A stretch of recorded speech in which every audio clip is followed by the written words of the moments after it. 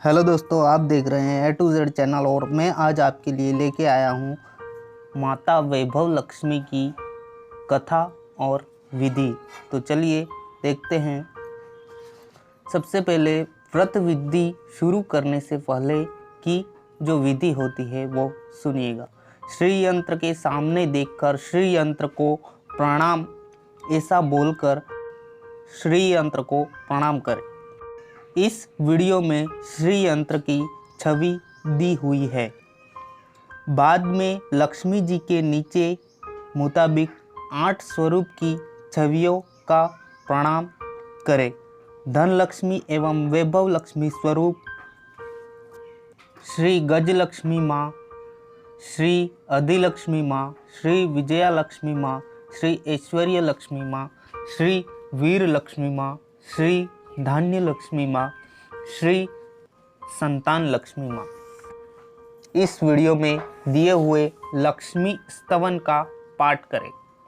लक्ष्मी स्तवन का श्लोक। या रक्तांबुज वासिनी विलसिनी चंडांशु तेजस्विनी, या रक्ता रुधिरांबरा हरिसखिया श्री मनोल्लादिनी, या रत्नाकर मंथनात् प्रगटिता विष्णु स्वया गेहिनी, सा मां पातु मनोरमा भगवती लक्ष्मीश्च पद्मावती।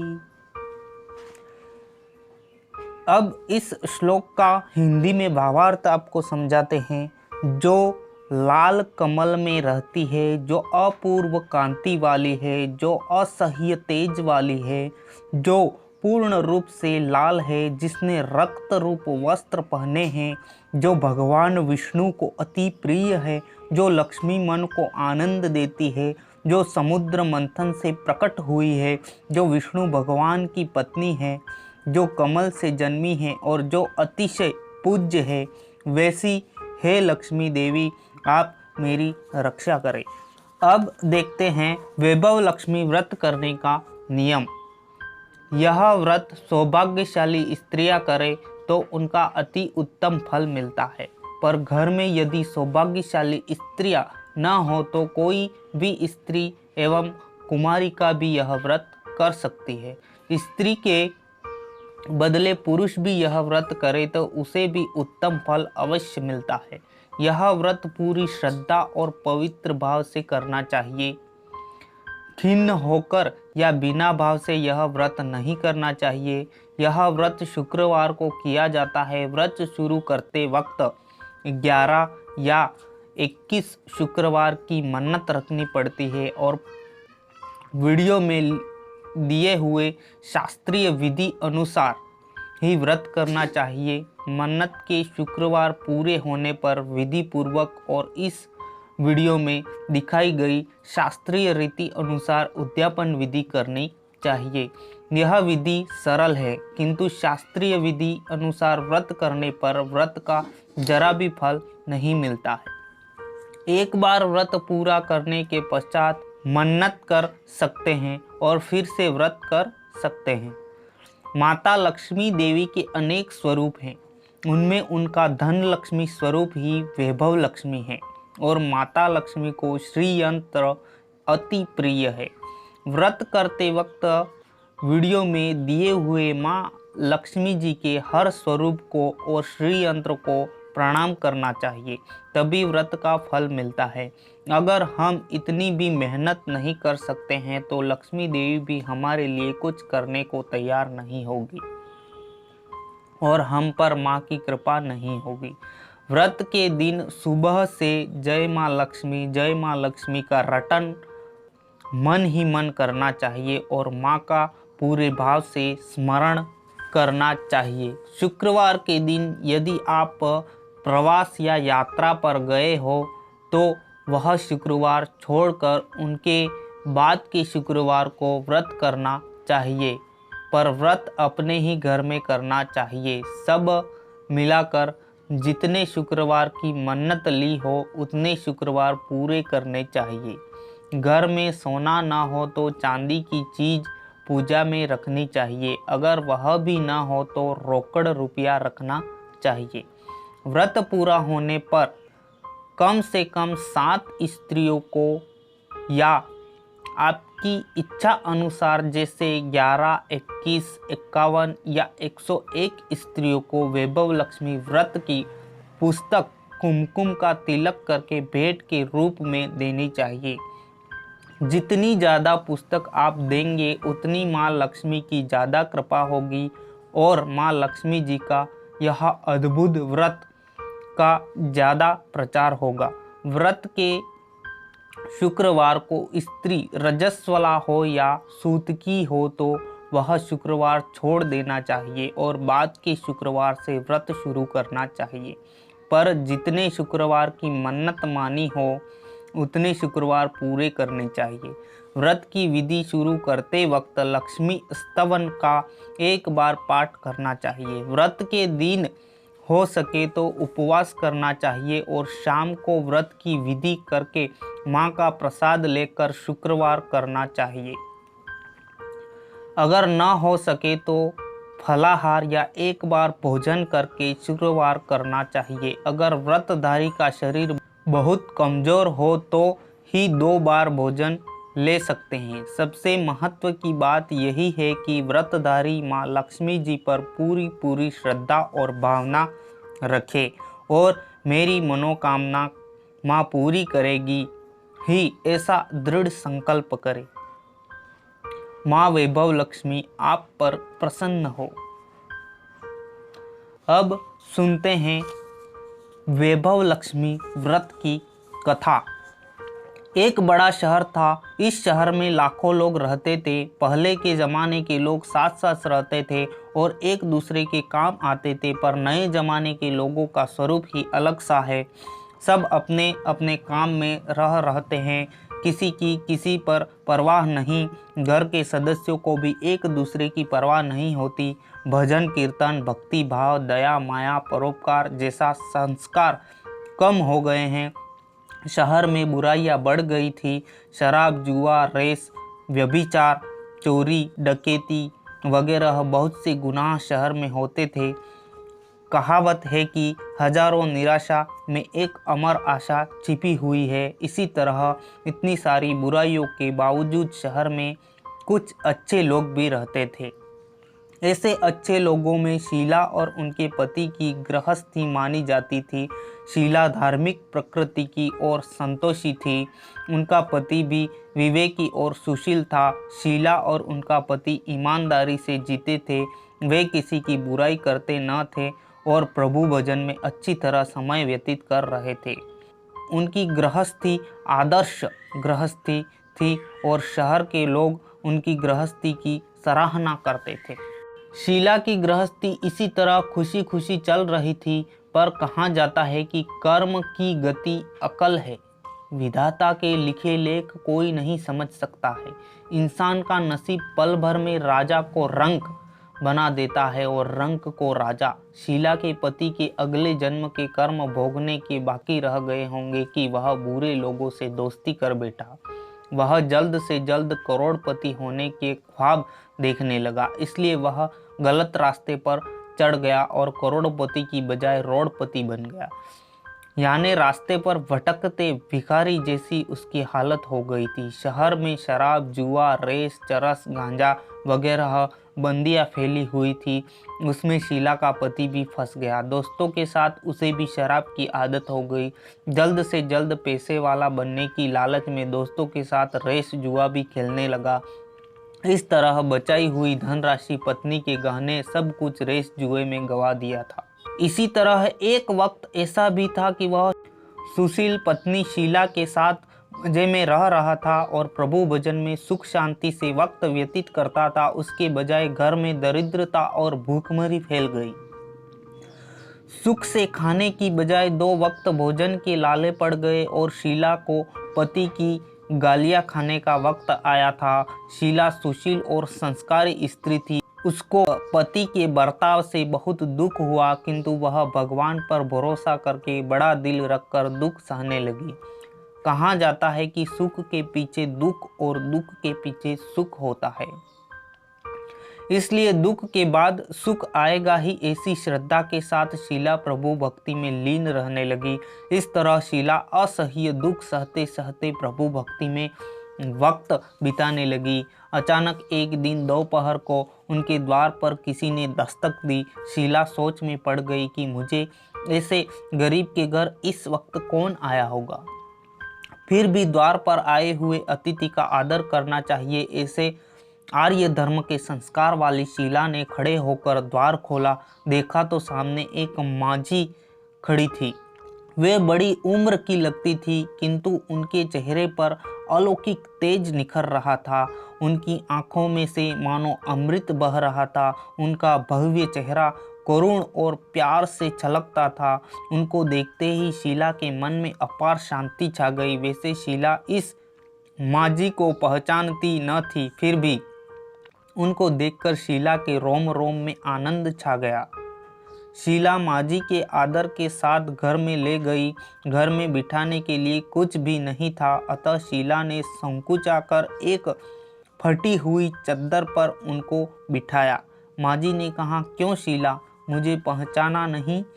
शीला ने संकुचाकर कहा, माँ, आपको देखते ही बहुत खुशी हो रही है, बहुत शांति हो रही है। ऐसा लगता है मैं बहुत दिनों से जिसे ढूंढ रही थी वे आप ही हैं, पर मैं आपको पहचान नहीं सकती।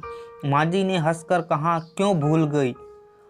हर शुक्रवार को लक्ष्मी जी के मंदिर में भजन कीर्तन होते हैं, तब मैं तो वहाँ आती हूँ। वहाँ हर शुक्रवार को हम मिलते हैं।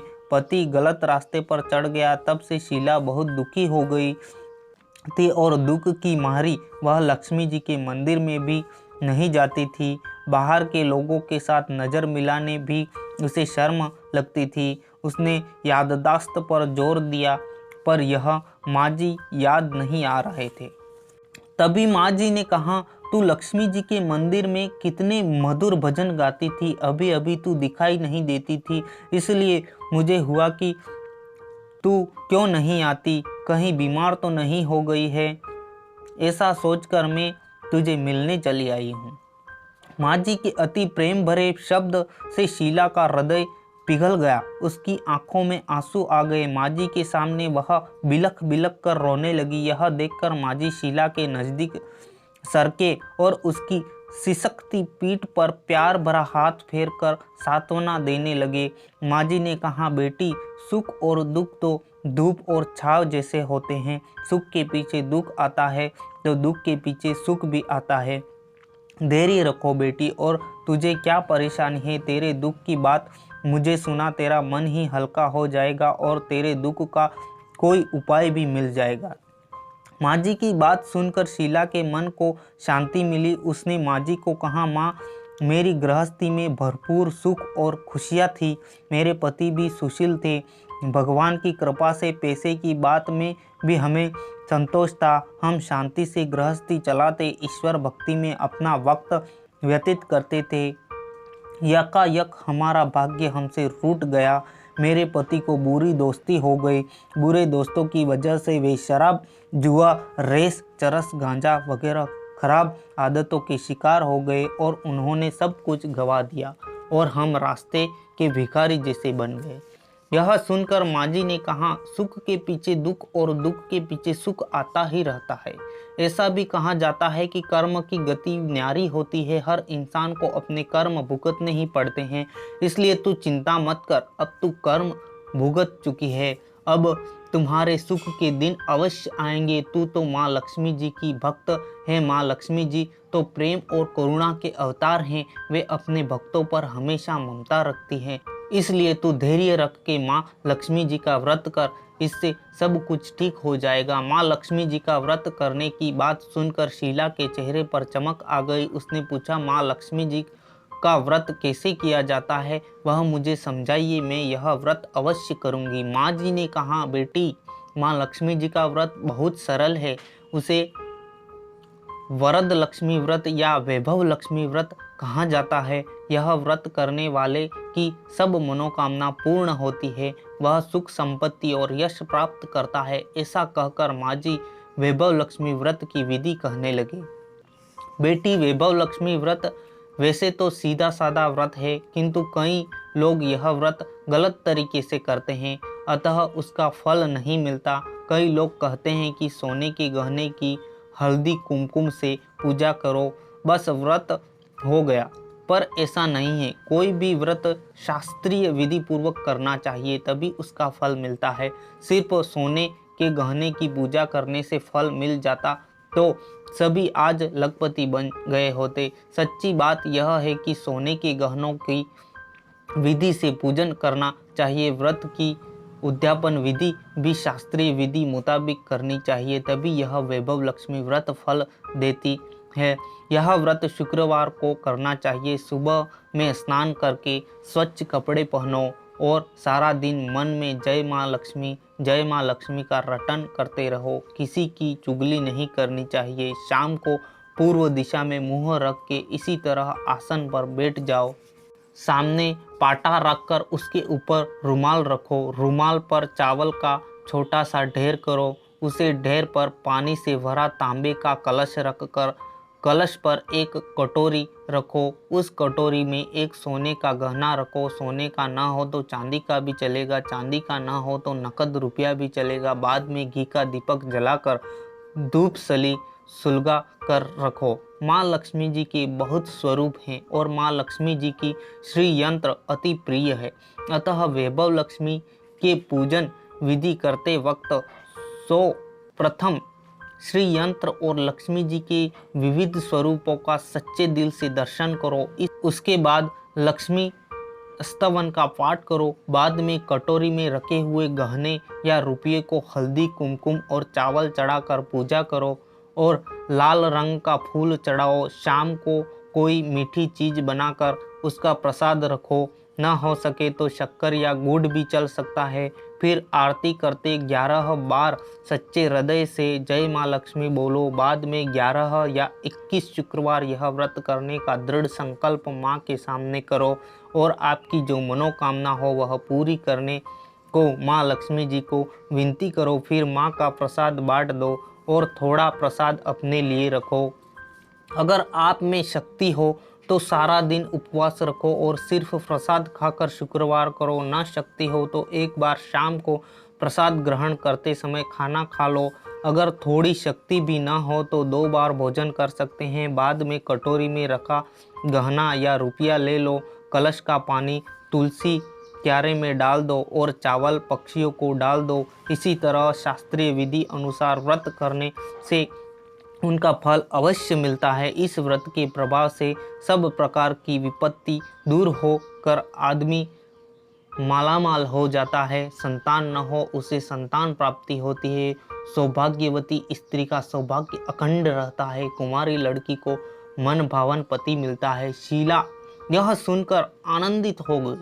फिर पूछा, माँ आपने वैभव लक्ष्मी व्रत की जो शास्त्रीय विधि बताई है वैसे अवश्य करूंगी, किंतु इनकी उद्यापन विधि किस तरह करनी चाहिए यह भी कृपा करके सुनाइए। माँ जी ने कहा, 11 या 21 जो मन्नत मानी हो उतने शुक्रवार यह वैभव लक्ष्मी व्रत पूरी श्रद्धा और भावना से करना चाहिए।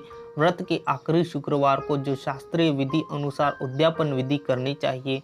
व्रत में तुझे बताती हूँ, आखिरी शुक्रवार को खीर या नैवेद्य रखो। पूजन विधि हर शुक्रवार को करते हैं वैसे ही करनी चाहिए। पूजन विधि के बाद श्रीफल फोड़ो और कम से कम 7 कुंवारी या सौभाग्यशाली स्त्रियों को कुमकुम का तिलक करके साहित्य संगम के वैभव लक्ष्मी व्रत की एक पुस्तक उपहार में देनी चाहिए और सबको खीर का प्रसाद देना चाहिए। फिर धन लक्ष्मी स्वरूप वैभव लक्ष्मी स्वरूप माँ लक्ष्मी जी की छवि को प्रणाम करें। माँ लक्ष्मी जी का यह स्वरूप वैभव देने वाला है।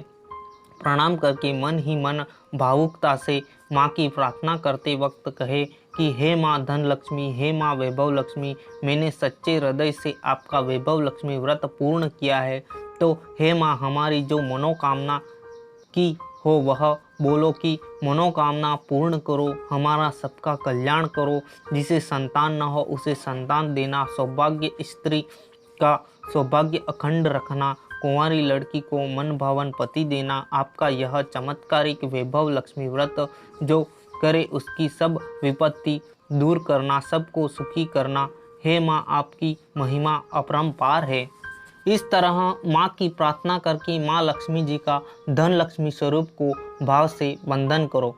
माँ जी के पास से वैभव लक्ष्मी व्रत की शास्त्रीय विधि सुनकर शीला भाव विभोर हो उठी। उसे लगा मानो सुख का रास्ता मिल गया है। उसने आंखें बंद करके मन ही मन क्षण संकल्प किया कि हे वैभव लक्ष्मी माँ, मैं भी माँ जी के कहे मुताबिक श्रद्धा से शास्त्रीय विधि अनुसार वैभव लक्ष्मी व्रत 21 शुक्रवार तक करूंगी और व्रत की शास्त्रीय विधि अनुसार उद्यापन विधि करूंगी।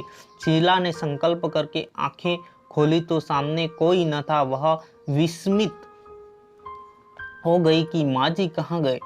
यह माँ जी दूसरा कोई न था, साक्षात लक्ष्मी जी थी। श्री लक्ष्मी जी की भक्ति थी, इसलिए अपने भक्त को रास्ता दिखाने के लिए माँ लक्ष्मी देवी माँ जी का स्वरूप धारण करके शीला के पास आई थी। दूसरे दिन शुक्रवार था।